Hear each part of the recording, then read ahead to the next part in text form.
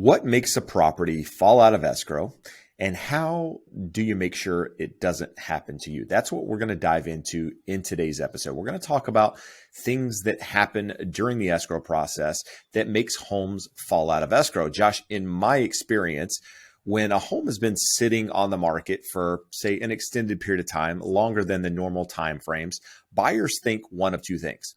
Either there's something wrong with the property, or it's overpriced. And neither of those actually have to be true, because properties can go in and out of escrow for various reasons. And that's really what we're going to focus on today. What I mean by that is you can have a property that's been sitting on the market for, say, 100 days, when the average market time in that market is, say, 25 or 30 days. And it looks like, wow, there's definitely something wrong with that property.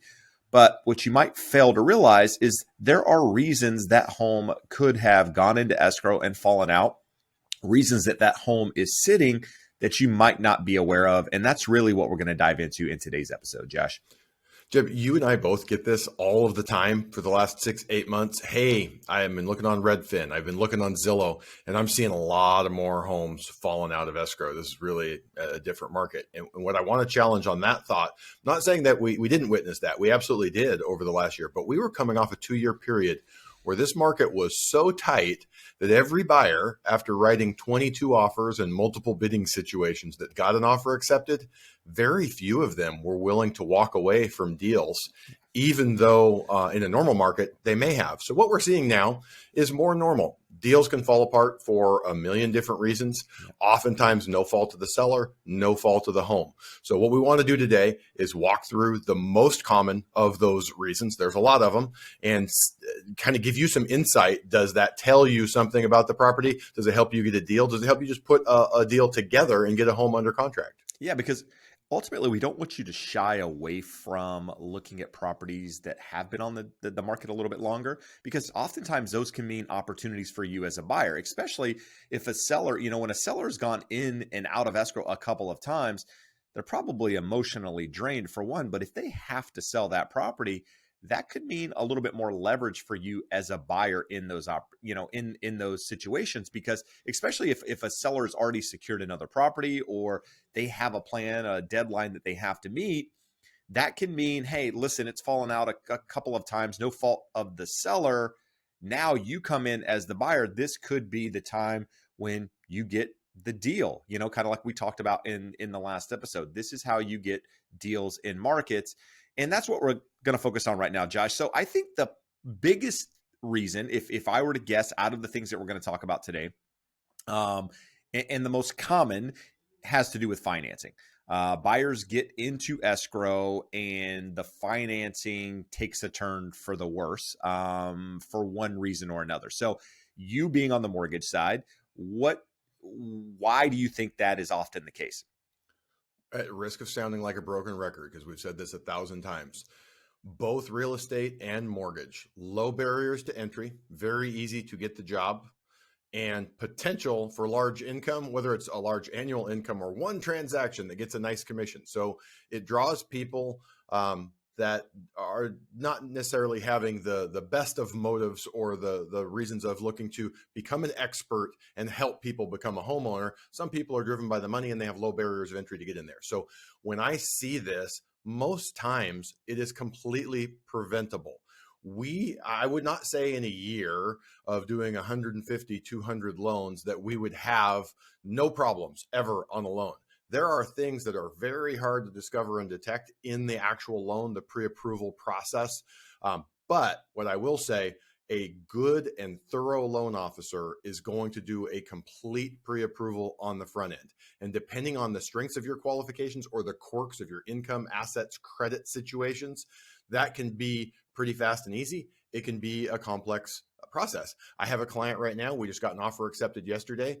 She has a massive salary. She has an investment account and a checking account. Both of them have a lot of money. She has an 800 credit score with no debt. That would be really hard to screw up. I have another client who sent over their stuff. They own 6 rental properties. They have 3 businesses, and they have like 10 different asset accounts. Very, very easy to mess that up. So when you say that the loan or the financing is the primary problem, or the primary issue for loans, deals falling out, it's often because the people were not thoroughly pre-approved. It was closer to a pre-qualification on the front end than a pre-approval. And once the file goes into processing and verifications of employment go out, we get an underwriter set of eyes on the credit report. We now start having things that we'll go into here in a little bit, like the preliminary title report, the appraisal. All of these things can affect and impact the qualifications. So I will say, Jeb, that oftentimes one of the things I get is someone will say, well, I was pre-approved by someone else. They didn't ask for all of these things.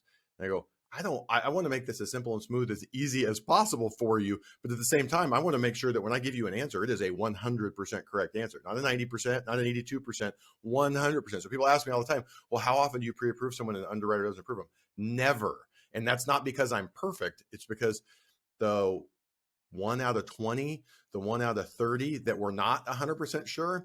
I have a client right now. We talked yesterday. We're going to take the entire application and get a to be determined credit approval where the underwriter is going to sign off on income, assets, and credit and go, yep, go find a property. You guys are good. So hopefully you're working with someone who's very thorough. They've gotten all of your documentation. And if there's anything questionable, worrisome, the file has gone to underwriting ahead of time, although that is rarely the primary issue or needed. But what I will say, Jeb, is you could have the greatest loan officer in the history of the world who did everything right, and that still doesn't mean that you will not have any problems with your loan and your financing. And some of those things, like we talked about there, that we're going to go through, is prelim, appraisal, other things that come up that there's no way of knowing until you get into the process. No, you actually reminded me of why I stopped doing loans. So, back in the day, for those of you listening who aren't aware, I did loans for about 10 years. And the reason I stopped is I just got frustrated with the process of people saying, I didn't have to do that last time I got a loan. I didn't have to provide that last time. Why do I have to do that now? Last time I got my loan, I didn't have to, it was constant. And it's because a lot of the loans that I did prior to that were during the heyday when nobody had to provide anything. The pendulum swung the other direction. And now the banks are asking for everything. And everybody has a really short memory. And they go, well, I didn't have to do that. And I don't want to do it now. And I became like a counselor, if you will. So I said, you know what? Screw that. I'm going to sell real estate. And that's what I started doing. But nevertheless, Josh, you do your job. Well, you were going to say something there. I was going to say on that topic, just think about this in terms whether you're borrowing $300,000, $500,000, $1 million. If you were going to loan someone $500,000, what kind of documentation would you want to see about them? Probably a lot more than the lender is going to ask for from you. No, absolutely. Agreed. It's not that the lenders wanted to see it. It's just having to have that same conversation over and over again. And people, it was almost like they didn't believe me. It's like, yeah, I don't want this stuff for I'd rather you not have to provide anything. It makes it a hell of a lot easier on me, not having to do any of that. But nevertheless, so you can do your job perfectly, Josh. You can ask for everything up front. But there can still be some things tied around the financing side that are, I wouldn't say, some of them are preventable, some are not. So what happens in the case of, say, a job loss, or something happens on the credit report that you're unaware of, or on the flip side, something that is controllable, and we've seen this happen, is that people have the pre-approval, they get their offer accepted, and they go out and they spend additional money. They go get, hey, we're getting a house, we're going to go buy a whole new house of furniture. Or, you know what? I'm tired of this car. I want a new car. I'm buying a new car. And so that, again, kind of goes back to the credit situation. But those things, you've done your job perfectly. These are things that come up and can often affect the financing. The important thing here, Jeb, people always ask, cool, I'm pre-approved. How long is my pre-approval good for? So there's really no expiration on it as long as the underlying information remains true and accurate. Don't lose your job. Don't change jobs. If you do change jobs, hopefully in the same line of work with a very short gap at better pay, not variable pay. A job loss, if you walk in tomorrow and your employer fires you, that can be catastrophic to your loan approval. Yeah, no. We and it was funny. It was the littlest loan that I've done in a long time, way out in the desert, bought a little tiny house, put it under contract for like $85,000. As soon as we got the contract accepted, quit her job. We go to do the verification and ask her for an updated pay stub. She goes, oh, I quit. I'm like, what do you mean you quit? We're doing your loan. Well, you already pre-approved me. So yeah, that's a funny story that I've tried to block out of my mind. So thank you for reminding me of that, Jeb. It actually saved us because it's not that I mind helping people with those little loans. When you get loans under $100,000, there are some compliance issues that make those really difficult. So she helped us dodge a bullet. But what would be more common? You lose a job, not your choice. Most people are pretty cautious and careful throughout the process. What I have had happen is someone go, "Hey, I got a way better job offer. I just switched over. I'm going to make twice as much money." Cool. You were making $120,000 a year salary. So what's your new salary? My new salary is $52,000, but I'm going to make $400,000 a year of commission. Not going to work that way unless you were making commission on the previous job. And even that would be difficult. So if you are thinking about your choice, changing jobs during the process, make sure you let your loan officer know. Be aware that in terms of undisclosed debt monitoring, your lender is going to do that. So it's not like, hey, they pulled my credit. Now I can go do whatever I want. I can buy that new car because my car is not doing so well, or I got a great deal on a Tesla. Whatever that is, do not do that because your lender is watching for undisclosed debt monitoring, anything along those lines changing. Assets, don't move money around. Don't have $100,000 poof pop into your account that we can't document. So two pieces. You can have a loan officer that didn't do a great job on the front end tell you you're approved and you can't be approved. You can have something happen to you or you do throughout the process that can change your loan approval.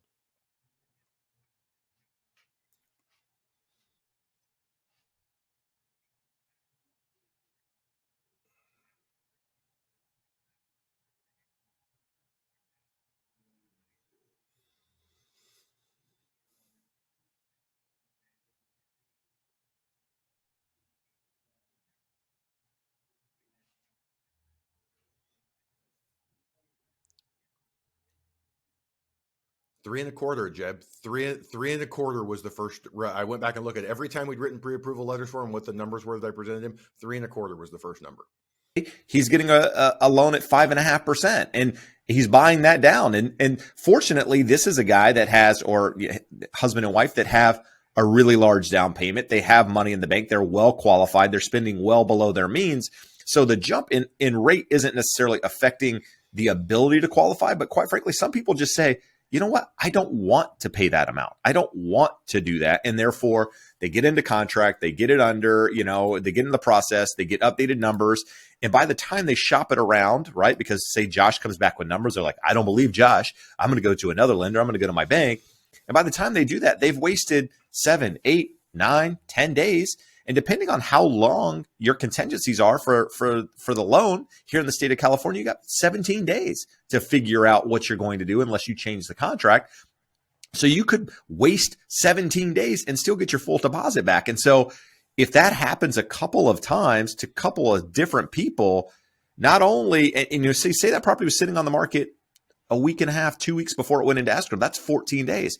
Well, now you've just wasted another 17 days. So you're at 31 days. So as a buyer, you're looking at that going, well, that property was on the market 31 days and it fell out. What happened? Well, maybe nothing. That's not the seller's fault. It could have gone in over contract, over the asking price. And now it looks like a wounded bird, if you will, because of it falling out. So those things all are related to financing and the change in those terms. But Josh, other things can pop up. We see it happen all the time, things that are related to inspections, related to reports. And so while we're kind of talking about loans here, let's talk about the idea of appraisals.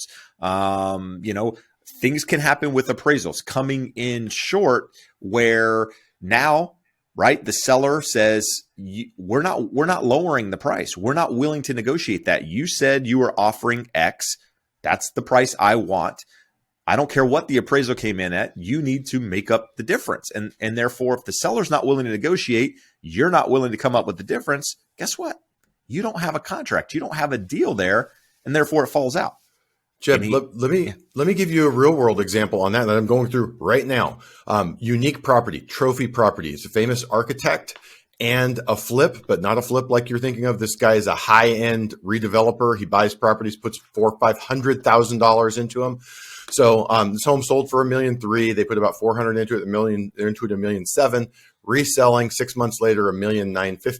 Buyer is thrilled to get it at $1.95 million. The house is amazing. appraisal comes in at 1,900,000. And kind of going back, talking about contingency periods, Jeb, the builder, the seller wants to know, hey, that we have a deal. So they shortened our contingencies to 10 days. I said, no problem. We'll have the appraisal back in 7 days. Sure enough, appraisal comes back in 7 days at 1,900,000. We're not catastrophically far off, but no one's happy with that. And now we're sitting here at 11, 12 days because we've been going back and forth. We've rebutted the appraisal, just got the result in at 1,920,000. So we're closer to that number, but it can still get cut on review when it goes into the lender. So all of these things in that situation, unique situation, higher end transaction, buyers have money. Seller may need to realize that the home is probably worth $1,950,000. Someone will pay it, but no one is going to be able to get it appraised for that. I am confident of that, having gone through that with our appraisal management company. So that's what that looks like in the real world. Why those contingency timeframes? If the seller says, no, it's $1,950,000, I know it because I have other interest, and you're past your contingency timeframe and issues a notice to perform to my buyer right now, could make this transaction fall out. Nothing wrong with that property. That's a trophy property that someone's going to pay a lot of money for. But that's sort of an example of how an appraisal, even being a little bit short, can impact a property and can bring it back to market.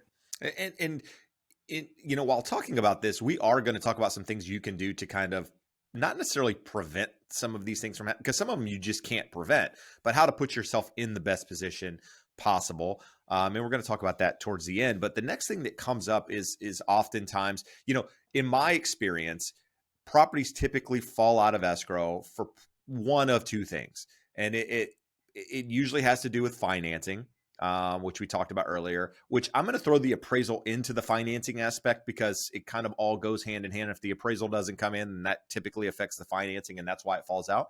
But the second thing is home inspections.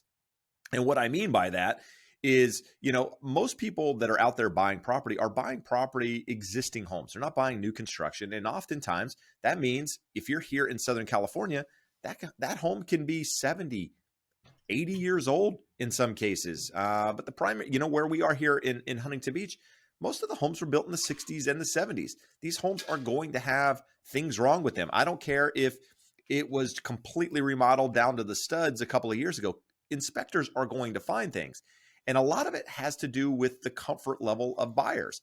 I get buyers all the time that, somebody in the relationship is handy, or whatever. And we go through the property and they're like, yeah, not a big deal. Like, yeah, I can do all that stuff. I can fix this, whatever. And we're not talking about major issues. We're talking about some, small cosmetics things. Then on the other hand, I get the first time home buyer who's maybe a single person, male and or female, and just is not handy, right? Doesn't really have any, a handy bone in their body, and everything freaks them out. It's, hey, this wall has a crack in it. And you might even be explaining like, hey, listen, it's just where two pieces of drywall come together. It's just the seam. Over time, this happens in properties. We see it all the time. Not a big deal. And that is a deal killer for them. They're unable to get past it. And in some cases, you're able to even negotiate these repairs, right, with the seller. And the seller, maybe, in the case that they negotiate it, the deal moves forward. In the case that you can't negotiate it, deal probably falls apart. In some cases, the seller does agree to it. And then when you go to do the final walkthrough, it's not done. Seller didn't do it, not going to do it, changed their mind, whatever. And didn't do it right. Yeah. And maybe you're at the very end of the contract. Maybe you've been in contract for 3 weeks, 4 weeks. You get to the end, decide not to move forward for whatever reason, deal falls apart. Well, now you've just wasted an additional 30 days or whatever it is on top of the original timeframes. And this might sound outlandish, but this stuff happens all the time. And I do on average 25 to 30 transactions a year. How often does this happen?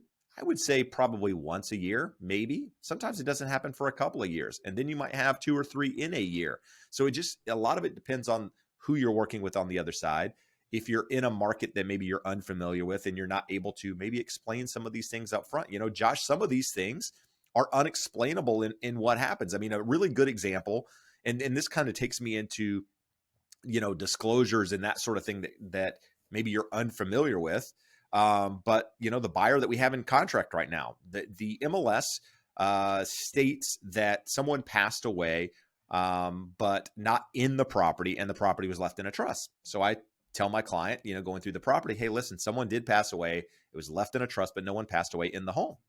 Well, we go under contract, and literally the very next day I get the seller disclosures. Page 1 of the very first disclosure I look at says someone passed away in the home. I'm like, dude, you just told me in the agent remarks. So I take a snapshot of that in the MLS. I take a snapshot of the disclosure, and I send it to him and this transaction coordinator. He calls me and says, dude, I made a mistake. I was thinking about another property. Someone actually did pass away in this home from natural causes, whatever. I had to convey that to my seller, or relay that to my buyer rather, and they were okay with it. They didn't have a problem. But I will tell you, that could often be a bigger problem for some people, which could have caused, again, that property to go in and out of escrow.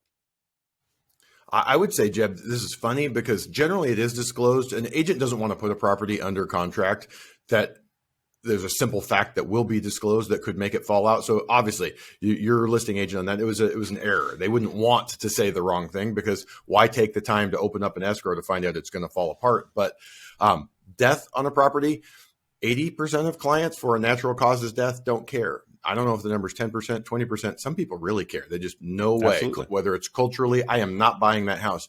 Another one, and I'm sure there are other terms and other cultures for this, but feng shui. How many times have you had that? I had one probably 3-4 months ago. Guy is stoked, gets a house under contract, fits his budget. We got him locked at an amazing rate. He takes his parents out 3 days later, and he was actually Indian. And so he said it's feng shui, but in the Indian culture, there's something similar to that. And the house was at the end of a T from another road. And his parents were like, no way, no world in which you're living here. So he loved the house, and we canceled real quick, and he lost that lock, which was it was like, if it weren't for the cultural difficulties of the non-feng shui house, he would have been stoked with it. It's funny. I have a lot of stories around feng shui, and I'm very familiar with the road leading directly into a house. That's one of the things. But I've had clients that have gone into escrow, thought the house met feng shui or met whatever. They go hire a person that is a feng shui expert, and the expert comes out there. It's almost like a psychic type thing. I mean, I'm not going to say weird. Weird's not, but they go through the property in a different fashion, and it's the energy that they feel, and they say, no, this property doesn't meet it. And people have canceled because of that. And for me, it's hard to understand, but people believe it, and that's something that means something to them. And so that's a reason it can fall out. But Josh, let's talk about some things happening now. Like you kind of mentioned prelim and that sort of thing earlier. Not a big deal there. I mean, what we mean by that is deals can fall out of escrow because of easements, because of things that show up on title that shouldn't be there. When you buy a house, you should have a clean title, so there shouldn't be any encumbrances from the previous owner, anything like that affecting it. But you might have an easement. Let's like say a shared driveway or something along those lines. Hold that thought and explain what that is. That's something that a buyer may not be okay with. But what I can say is we can hit a dead end where a seller thinks they're totally okay. Probably the best example I can have of something that will show up on title. Coming out of 2008, 2009, 2010, a lot of people filed for bankruptcy. Once you file for bankruptcy, your mortgages can no longer attempt to collect from you. So what would happen is if you didn't make your payment on your first mortgage, they would foreclose. So we had a lot of people file bankruptcy, keep making payments on their first mortgage, but they would have a second mortgage, stop making the payments. And those mortgages were so underwater, and these loans had been sold multiple times, that no one even contacted them for 10 years to try to collect. That second lien is still there. And the sellers oftentimes erroneously thought, no, I filed bankruptcy and they haven't been trying to collect. Like, no, they've just been waiting for the day for you to come to try and sell or refinance that property. So things like that can happen. Tax liens, long forgotten tax liens can pop up. And sometimes they've got big penalties and interest. And the seller thought they were walking away with $100,000 and they're going to walk away with $10,000. And they go, I guess I'm going to post up here a little longer. I can't go do what I was wanting to do. So from my end, where I see the problems, very rarely does a buyer look at the prelim, research and approve it and go, I'm not cool with that. The seller gets the prelim and goes, what are you talking about? I didn't know that lien was there. But why don't you talk, Jeb, a little bit more about what, from a buyer's perspective, what you might not like in a prelim? Yeah, I mean, like I mentioned a moment ago, easements, like sometimes there's shared driveways. Sometimes the utility companies have access to your yard, be it a telephone pole or some side of electrical pole in the backyard. They have access to that. There can be drains. I've seen all sorts of things in properties. I've seen roofs where there's an easement on people's roofs for different reasons. I've come across a lot of different things. Most of the time, it's not a deal killer for buyers, but in some cases, it is. And so deals can fall out for those reasons. Right now, I think a lot of what's going on is changes in mindset to some extent, Josh, and which can affect people in escrow. And what I mean by that is the Fed's on the news. They're talking about raising rates. Diana Olich on CNBC talking about a housing crash For the 12th time in the last 5 years. the last 8 years, 9 years since 2015 or whatever it is, right? I mean, we're being funny here to some extent, but these are things where people watch them. And right now, you guys know everybody's on social media. Everybody has an opinion, including Josh and I, right? That's why we have a podcast. No, in all seriousness, everybody has an opinion. And whether or not you want to hear it, chances are if you're scrolling, you're going to come across some stuff that may or may not be what you agree with, and which, whether or not you think about it, can actually affect your mindset and your, and how you're thinking about moving forward with a big purchase like buying a house. And so that can be something that affects, I mean, your situation. You might be in escrow. You hear that, the economy is getting worse. People are losing jobs or whatever. You're like, our home price is going to be less in a couple of months. Why am I doing this? I'm scared. I mean, Josh, you had a client, I don't know if it's been months at this point, but the guy Like was in 60 days contract ago. all the way, released his deposit all the way up until the basically loan docs. We were ready to send loan docs out. Closing the following week. And what happened? Why? Change of mind, We right? still don't know 100% sure, other than he said, I'm just not sure about this market. I think these home prices are coming down. And the neighborhood is literally across the street from mine, and home prices haven't come down. They're not shooting up, but they haven't come down. I need to drive by that house. I believe it's already sold to another buyer, but all the way to the very end with a $35,000 deposit signed away and said, seller, you can have my $35,000. And I'll find that's interesting, because I think the seller ended up lowering the price a little bit on it, and they probably had the ability to, because now they had the deposit. They could factor that into their pricing. But think of that. As a buyer, you see a house that's been on the market for, let's just say in this market, things sit a little bit longer, especially during the holidays. So a normal escrow, that was, I would say normal for the last couple of years, which was very, very quickly. But let's just say a house sat on the market for 30 days, which isn't insane by any means during the holidays. And then a buyer goes under contract and is in contract for more or less 30 days, and then decides at the last minute, hey, I'm out. Well, now you as a new buyer, you're seeing that property online. It says 60 days on the market, and it's not an escrow. And you don't really have any knowledge of it being an escrow. You just think, hey, this property's just been sitting here. What, they even lowered the price on it, not knowing the backstory. So it's important, again, we talk about all the time, not to just read the headline. In this case, there's not a headline, but understand the context. Not every single one of these is the same. Now, on the opposite side, it can be overpriced. There can be something wrong with it. And we, kind of started there with the episode, talking about the things that could be in those, that make you think that. But, the last thing we're going to touch on, Josh, before the things that you can do to kind of make sure you're airtight in these deals, is parents getting involved. You mentioned earlier the feng shui thing. But parents show up to a home inspection. One of our friends, not going to mention any names, he went into contract a couple years ago. We get him under contract. We go into the process. Dad shows up to the inspection. Dad's like, not really a big fan of the house. And long story short, he ends up backing out of the transaction because of someone else involved in he liked the property. It worked for him. He wasn't, the opinion of someone else kind of, is the reason he backed out. And then people just get cold feet, right? I mean, we see it all the time. Somebody goes under contract. They go, holy crap, I'm buying $1 million house, a $500,000 house, whatever it is. This is my savings. It's taking me a long time to save this. It's all going to go away. Do I really want to do this? Not sure. Property falls out of escrow. So with that said, Josh, what can you do? What can you do to protect yourself as much as possible so that you're not having financing issues, so that you're not coming across things in an inspection, so that you're not being able to finish negotiations? Where do you start? What advantages can you add to your side? From my end, make sure you have a rock solid pre-approval. If the pre-approval process seemed too easy, it probably was too easy.